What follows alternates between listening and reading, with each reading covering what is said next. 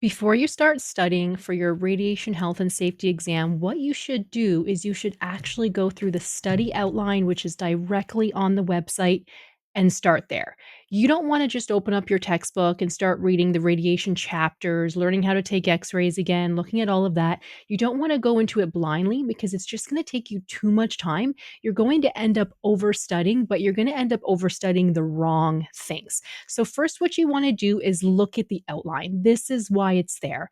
And if you have signed up for the Dental L Radiation Health and Safety Prep course, I have that all in there for you where I have the outline, but I've also broken down the outline. So, let me show you what I mean. So, I have a 4 week study guide practice inside the course where I tell you what to study for week one, what to study for week two, what to study for week three, and week four. And then if you go over to week one module inside the course, I have everything for you to study for week one, where I'm teaching you topics. There's a study guide document where you read through what you have to know, and there's also quizzes. So I take the guesswork out of it for you. But if you've just simply opened this up and you're thinking, okay, I'm just going to start studying, I'm just going to read through and go from there. Well, this is where you want to start. So let me zoom in for you guys. Whoops. Zoom in a little bit more. There we go. So you're going to want to start with A, number one. So the anatomical landmarks, conditions, restorative materials observed on images, including but not limited to. So you want to be able to look at the x-ray and know what you're looking at. Do you know what the bone looks like? Do you know what the sinuses look like and where they are?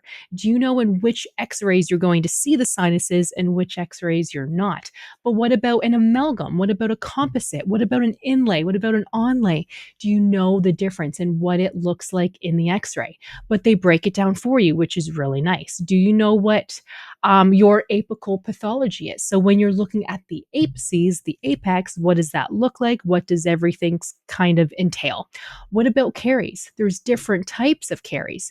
Do you know what those look like? Do you know the difference between cervical burnout and caries? It can actually look very similar in some cases, so you need to know that.